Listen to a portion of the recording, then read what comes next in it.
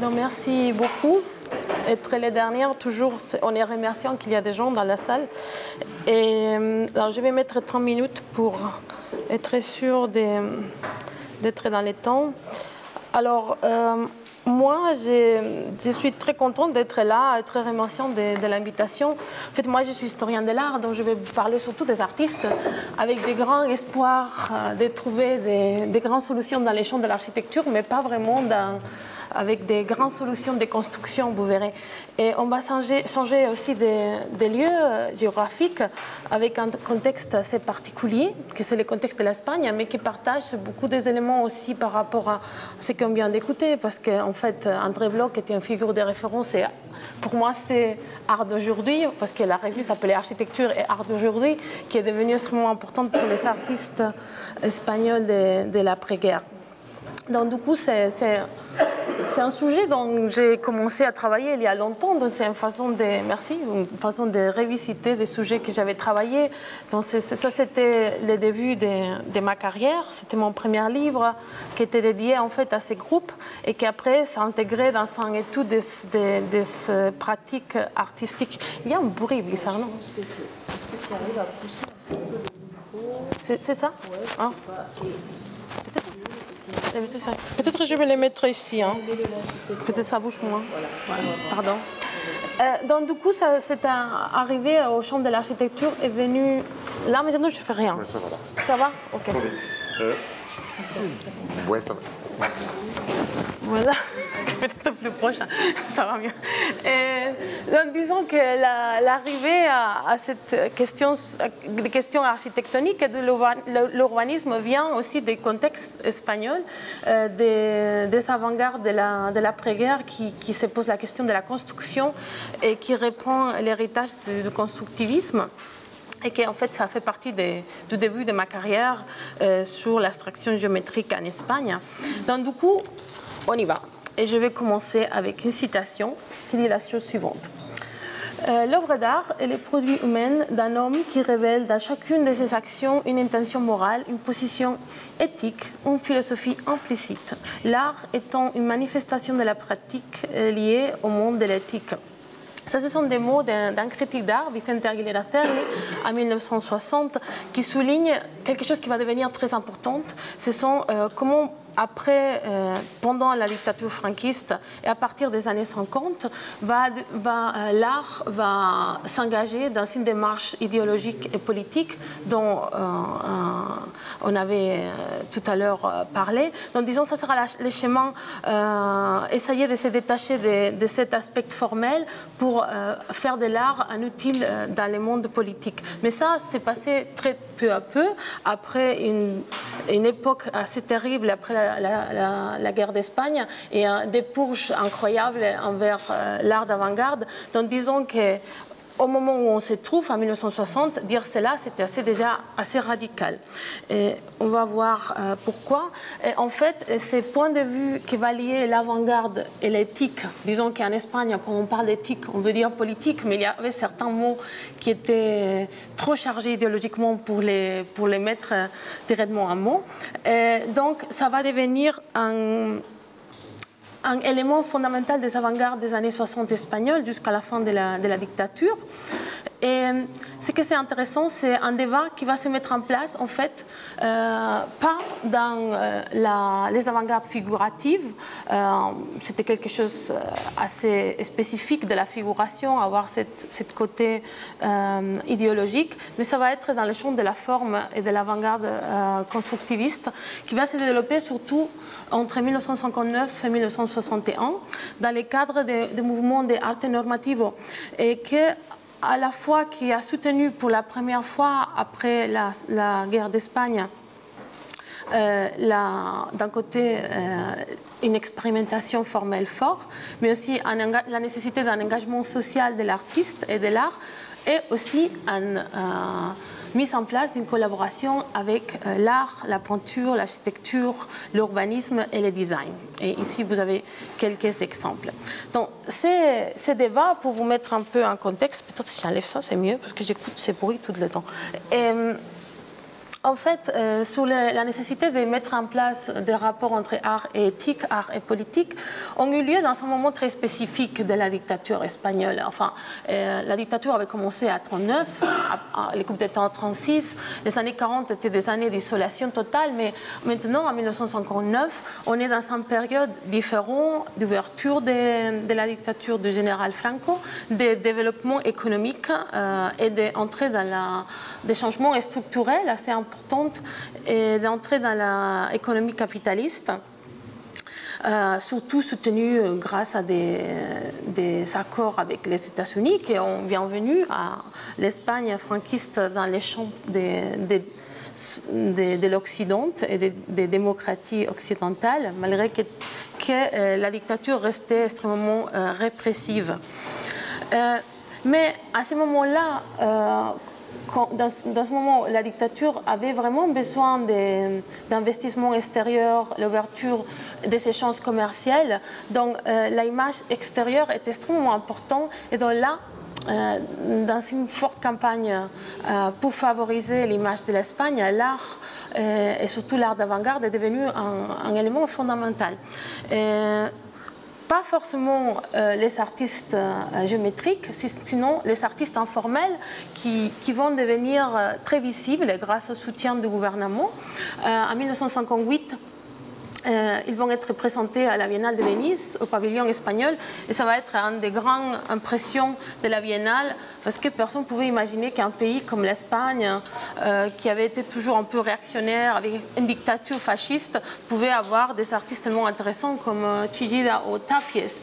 Donc du coup, ils ont gagné des grands prix lors de la Biennale, et l'abstraction lyrique espagnole est devenue à la mode, a été extrêmement soutenue, et le gouvernement a vu une possibilité, là, a vu une possibilité de présenter ces artistes comme un ensemble des réalités plastiques qui marchaient dans un pays comme l'Espagne qui était en train de se moderniser. Donc il y a eu pas mal d'expositions qui ont été soutenues par le gouvernement de ces artistes informels, et que en fait ce mouvement est devenu, malgré les artistes, mais ils ont été quand même présentés à l'international, ici par exemple à Paris, mais aussi à la Tate Modern, à MoMA, comme l'image moderne soutenue par la dictature. Donc, c'est dans ce moment spécifique que Vicente Aguilera Cerny, les critiques que je vous ai montrées tout à l'heure, commence à se poser la question grave de est-ce que c'est, enfin, la question de la nécessité de la responsabilité sociale de l'art abstrait.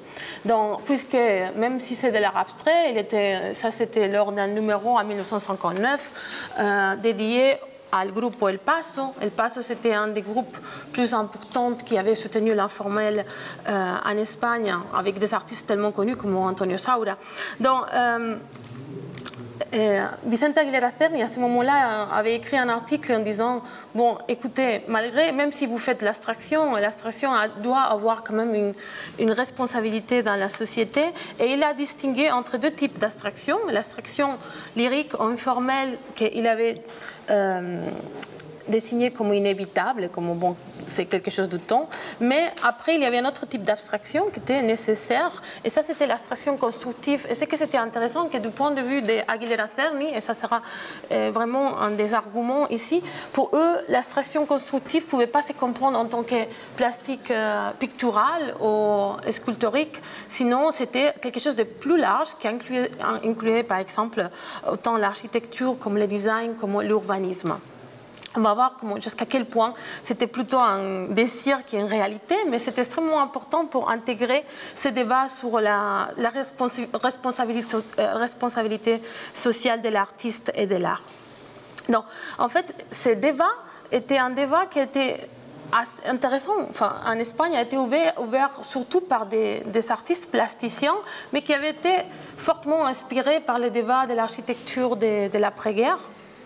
Et un des personnes fondamentales, c'était Jorge Oteiza. C'était des gens extrêmement intéressés sur des questions de construction, de construire l'espace.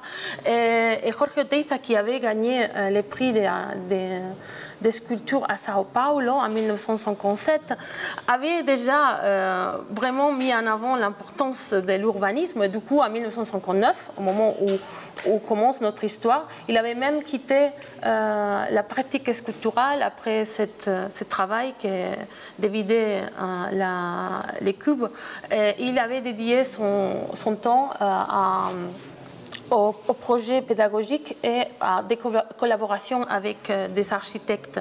Et donc lui avait été une figure très importante pour pousser ces lignes plus formaliste et constructive en Espagne. Et donc, puisque Jorge Oteiza était une figure extrêmement charismatique, avec un travail plastique, mais aussi théorique très fort, et déjà avec une âge, enfin, il y a une question des générations, comme on disait notre collègue tout à l'heure, plus âgés que les restes. Donc, du coup, à ce moment-là, il y a plusieurs groupes d'artistes, des peintres, la plupart des peintres, mais certains faisaient des formations en architecture, comme c'est le cas d'Equipo 57, qui veut travailler dans une ligne qui veut relier expérimentation formale, reconnecter avec l'héritage des avant-gardes constructivistes et qui s'est intéressé à un type de production qui était collectif et qui voulait vraiment pousser la construction en Espagne, dans un pays où c'était vraiment, à ce moment-là, c'était une tendance assez marginale parce que l'informel, à cause de tous ces grands prix, à cause de que, en fait, c'était un mouvement extrêmement reconnu en Europe à ce moment-là, donc restait un mouvement extrêmement soutenu par les gouvernements. Donc, ça, ce sont des groupes qui sont en train de se créer, qui proposent des travaux collectifs, comme Equipo 57, Equipo Córdoba, des autres gens qui travaillent à Valencia, dont Vicente Aguilera Cerny, Grupo Parpaillot. Donc, du coup, toutes ces personnes-là, elles ont commencé à vouloir créer un front géométrique qui voulait proposer à tout un autre système de compréhension, pas seulement artistique, mais sinon aussi politique, avec des artistes individuels. Vous verrez qu'il y a quand même une certaine filiation visuelle entre eux, Manuel Calvo et José María de Labra. Donc eux, ils ont commencé à se connecter lors des rencontres, des conférences autour de 1959 et ils ont compris qu'ils ont fait de ces questions un art abstrait, mais qui avait une responsabilité sociale, devrait aboutir à quelque chose. Et du coup, ils se sont alliés avec des critiques d'art qui étaient des critiques d'art très visibles, comme à Vicente Aguilera Cerny, mais aussi Jiménez Pericas, María Moreno Galván. C'était des gens qui étaient, disons, les critiques les plus progressistes de l'époque, avec fortement influencés par des idéologies de gauche. Certains parmi eux faisaient partie du Parti communiste clandestin. À l'époque, en Espagne, évidemment, sous une dictature, il n'y avait pas de parti politique. Donc, ils ont commencé à lier la pratique artistique avec une sorte de possibilité de faire partie l'artiste dans une conscience idéologique que le but sera de leur pousser vers la lutte contre la dictature, mais à ce moment-là, c'était juste commencer à dire, bon, l'artiste a quelque chose à faire avec la société, faisons un art constructif, collectif. Donc ça sera l'origine du mouvement de arte normativo, qui a abouti à une exposition et des autres individuels, mais disons, l'exposition principale, c'était en 1960 à Valencia. Et en fait, si vous verrez que c'est surtout un mouvement qui a posé les questions, et qui s'est développé fortement du point de vue théorique. En réalité, ils ont quand même produit des œuvres, mais ils n'ont pas réussi à se rencontrer plus qu'une fois. Mais c'était suffisant pour basculer les débats en Espagne.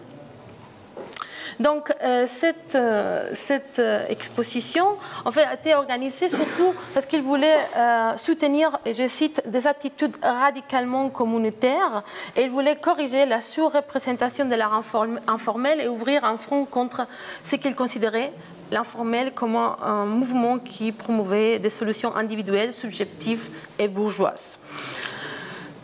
Donc, ce mouvement qui a été mis en place avec un énorme effort théorique, parce qu'il y a eu énormément d'articles qui sont publiés pour développer une théorie de c'est quoi l'art normativo, en fait, c'est soutenu surtout sur synthétiser de manière hétérogène des ambitions rationnelles et interdisciplinaires et modernistes du constructivisme russe, mais de Bauhaus et de Max Will, qui en fait, à travers de l'arrivée de ces théories, beaucoup à travers des traductions à l'espagnol qui ont eu lieu en Amérique latine, à travers de l'Argentine, où l'art concret et géométrique avait été aussi très importante. Ici, vous pouvez voir. Donc, certaines figures sont devenues extrêmement importantes, comme Bruno Cevi, Giedium, Gropius et surtout Giulio Carlo Argan, qui était un ami personnel de Vicente Aguilera Cerny, était l'auteur de Walter Gropius et la Bauhaus. Je ne sais pas ici en France, mais en Espagne, c'était radical l'importance de ces livres. Hein. D'abord en français, après rapidement traduit en espagnol en Argentine. Vous voyez, les chemins, c'était comme ça, à travers des Nueva Vision, qui, comme vous savez, a été dirigé par Maldonado, qui après est parti à Ulm pour diriger l'école de Ulm, une fois que Max Biel est parti. Donc, les SIAM est aussi devenu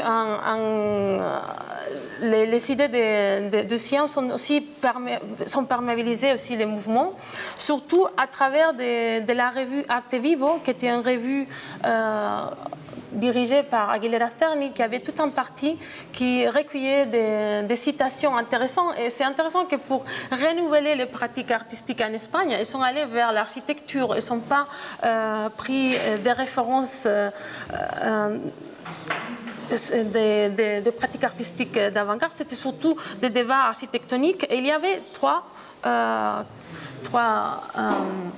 points qu'ils vont souscrire dans les mouvements et qu'ils avaient déjà discuté des années avant. Et d'un côté, c'était que l'art et l'architecture étaient un produit d'une activité humaine, comme la science et la technique, et non pas les résultats de l'inspiration du génie. C'était fondamental pour désacraliser la pratique artistique de l'informalisme. L'autre, c'était l'art et l'architecture ont un rôle essentiel dans la construction d'une société meilleure. En fait, et c'est extrêmement influencé par les débats de l'après-guerre, où l'architecture avait eu un rôle dans la reconstruction réelle après la destruction de la Seconde Guerre mondiale. Et après, il y avait aussi cet élément et ce débat principal que la construction de la société doit se faire par l'intégration des arts, qu'on peut voir dans tous ces auteurs. Donc ce sont des points qui allait en contradiction avec l'interprétation et la théorie de l'art que l'informalisme était en train de mettre en place en Espagne, puisque si l'arte normativo allait souscrire cette idée de que l'art n'a pas quelque chose de spécial, c'est simplement une production humaine comme les autres, et c'est quelque chose de fait en collectivité, et c'est quelque chose d'interartistique. En fait, l'informel était en train d'être présenté comme une pratique extrêmement romantique, individualiste, quelque chose qui avait quelque chose de démiurge. Non, c'était vraiment tout à fait différent, les rôles et les buts des arts. Et surtout, dans le cas de l'Espagne, ça c'était aussi encore plus important, puisque l'informel en Espagne a été lu avec le soutien du gouvernement, que ça c'est ce livre que vous voyez ici, c'était un livre qui a été publié par le ministère des Affaires étrangères en plusieurs langues. Et c'était un recueil des textes sur l'informel, la peinture informelle, qui surtout soulignait les rapports entre l'informel espagnol et l'austérité, enfin plein de clichés, mais ça c'était quelque chose qui a été extrêmement utilisé à l'époque, les caractères religieux, austères et spirituels, que ce type de pratique était en train de mettre en place. Et du coup en Espagne, l'œuvre de Saura a été compris comme une continuation de la peinture du XVIIe siècle, de l'époque de Salzbourg et du siècle d'or. Donc il y avait quand même une liaison entre l'esprit baroque et ces peintures modernes qui à la fois connectaient avec des valeurs très conservatrices que la dictature soutenait. Donc ça c'était une lecture qui a été comprise pas seulement en Espagne, sinon que les critiques internationales, dès qu'ils voyaient en peinture d'un artiste informel espagnol, ils ont compris que c'était comme une claire référence à la nature très passionnée et très dramatique de l'Espagne, des Espagnols, comparé qu'il y en a. Et c'était vraiment compris comme ça. Et du coup, Arte Normativa voulait vraiment casser et renverser toutes ces lectures essentialistes de l'esprit espagnol à travers d'une pratique qui était en fait qui soutenait tous les contraires. Et c'était défini comme un mouvement constructif et positif avec une intention d'affecter la société. L'informel était surtout quelque chose pour empathiser émotionnellement. Eux, ils voulaient dire non, l'artiste n'est pas ici pour nous émouvoir, et ici pour participer dans ces constructions, et on participe à travers déjà de la façon de production, que c'est une production collective. Donc ça, c'est quelque chose qu'ils vont mettre en avant. Ils vont dire que ça, en fait, ça connecte aussi avec des façons archaïques de travailler, cette idée de travailler en collectivité. Pour cela, ils étaient très fascinés, ils voulaient s'inscrire dans un chemin architectonique parce qu'ils étaient fascinés par cette idée du travail en équipe et désacraliser l'image de l'artiste en tant qu'être individuel. Donc, en fait, finalement, les pratiques qu'ils ont développées, c'était surtout de la peinture. C'était surtout de la peinture. Ils n'ont pas réussi à établir un catalogue des formes spécifiques, malgré qu'il y a quand même une identité, un travail avec des couleurs plates, avec des formes, avec des éléments concaves et convexes qui se mettent en place. Un travail surtout sur l'espace, et surtout c'est très visible.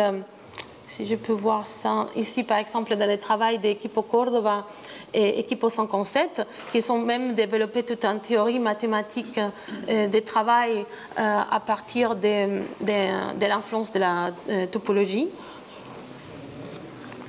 Donc, où il y avait tout un cadre établi de comment développer chaque partie du tableau, donc n'importe qui pouvait le faire.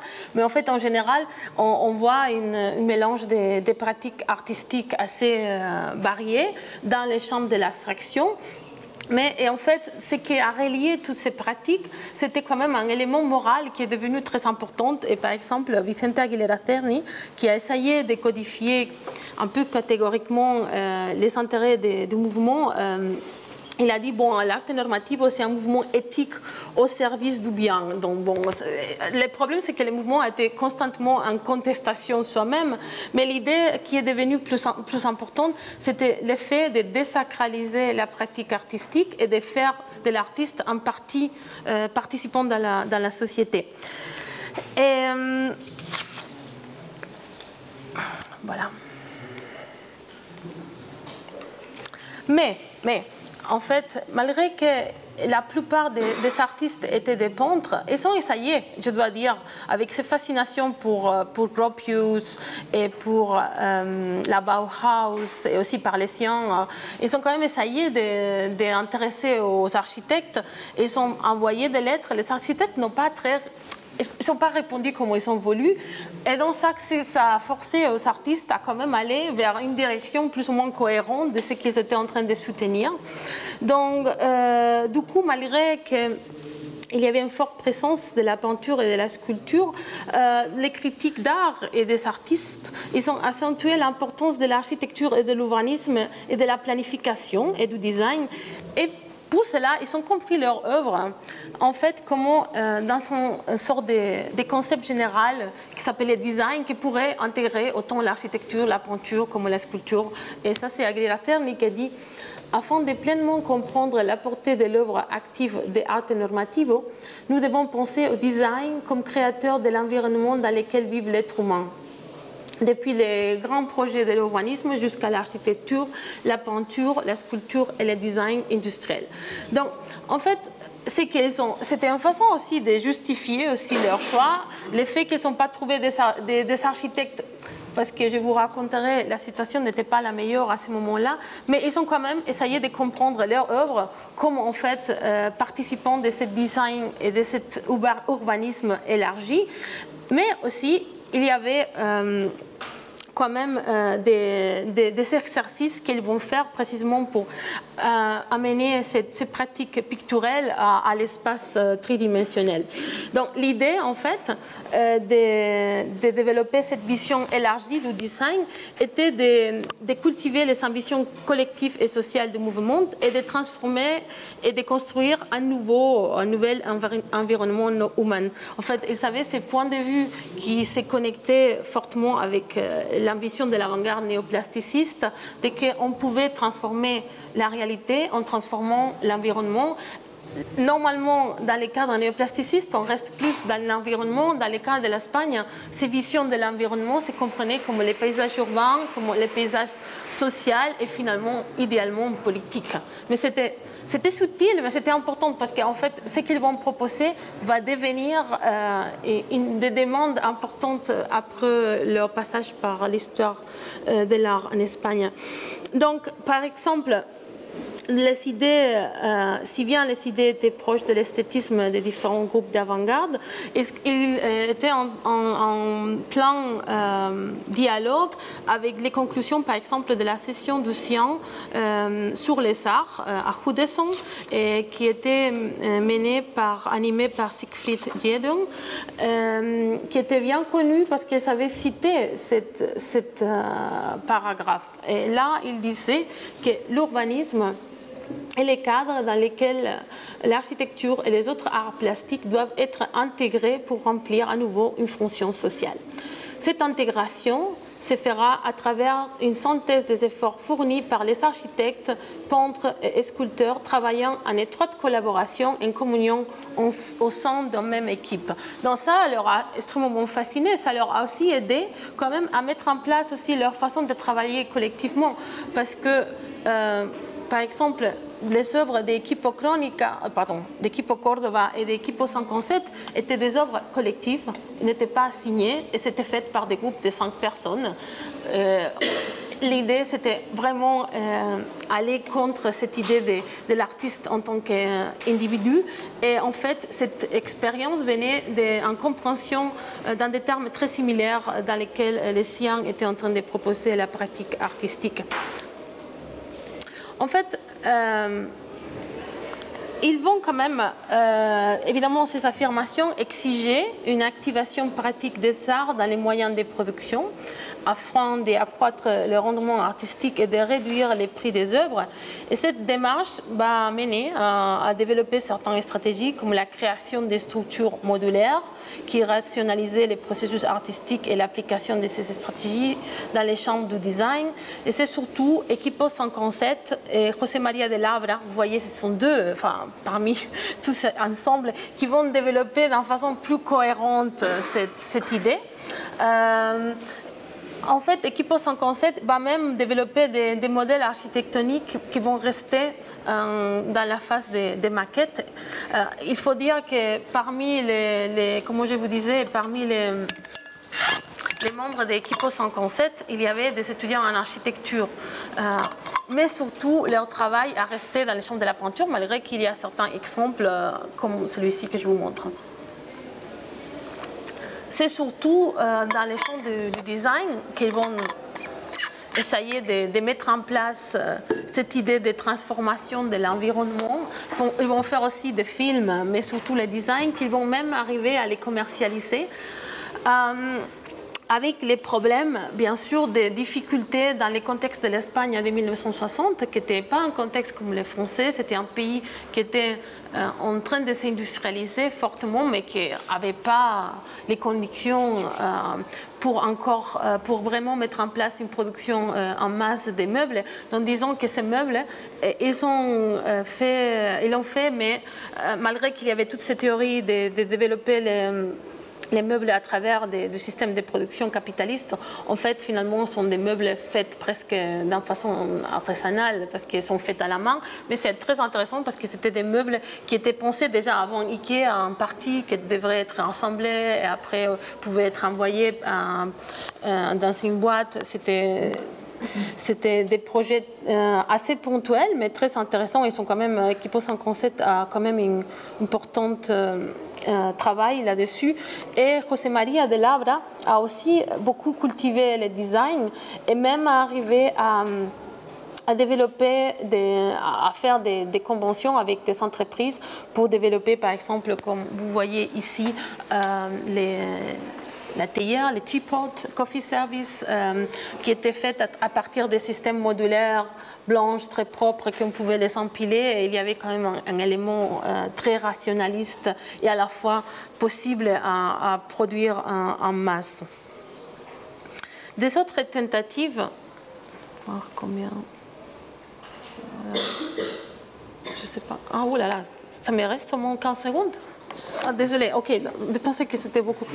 Pardon. Donc, des autres tentatives ont été mises en place par Jorge Teiza, cet artiste dont je vous ai parlé au début, qu'il a arrêté de faire la sculpture parce qu'il a pensé que ce n'était pas possible. Ah, désolé, je pensais que j'avais parlé seulement 10 minutes. Voilà, non. Et donc, il avait arrêté de faire la sculpture et il a décidé de développer, vous voyez, ces formes cubiques dans le cadre d'un projet en collaboration avec Arnau Puig, un architecte qui va gagner le premier prix pour les concours d'un monument à José Badje à Montevideo, mais qui ne va pas pouvoir se construire à cause des changements de gouvernement à ce moment-là en Uruguay. Mais ce qui est intéressant, c'est que finalement, Jorge Teiza reprend les mêmes idées, les mêmes concepts que les autres artistes sont en train de développer, et il parle en citant de nouveau Giedium et Gropius de la nécessité d'intégration des arts, et il parle de créer une grande construction spirituelle, vide, active, horizontale. C'est une consistance monumentale à laquelle participent les hommes. C'est une atmosphère d'espace ouvert, réceptif, qui obtiennent satisfaction dans l'intégration finale entre l'homme et la communauté. Donc il y a quand même ces projets qui se sont mis en place, mais sont très peu. Mais la chose qui est intéressante, c'est que les projets artistiques qu'ils ont développés dans le cadre de ces mouvements, ils ont été interprétés comme des possibles projets à développer dans les chambres de l'architecture. Et donc, par exemple, José María Moreno Galván disait, bon, l'arte normative suggère plusieurs postulats qui sont supposés être applicables au monde de l'architecture et du design.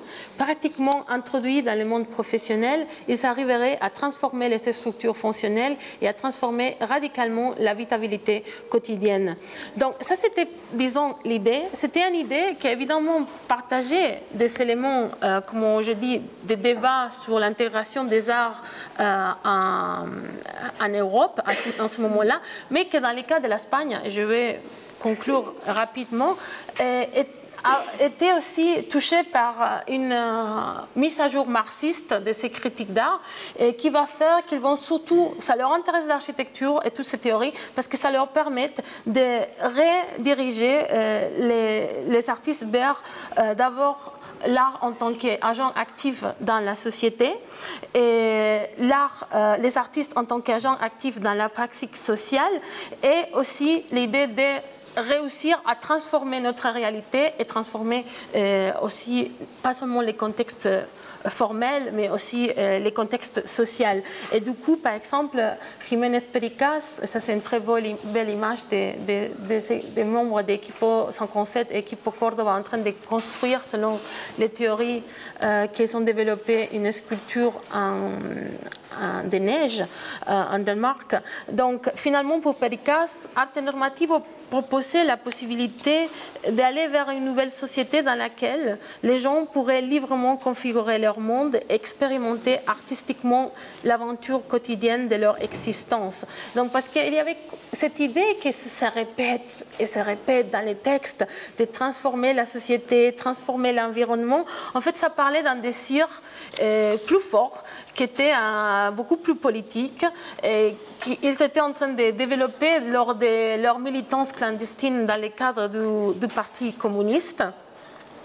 Et l'idée, c'était, en fait, comme Pericas disait, que l'idée, c'était que Arte Normativo était un premier pas qui contribuera à, je cite, l'intégration des hommes dans un monde construit par des hommes unis.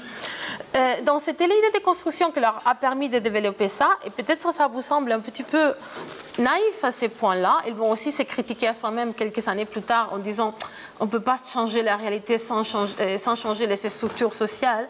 Mais en fait, les mouvements étaient extrêmement subversifs à l'époque et aussi a été considérée dissidente.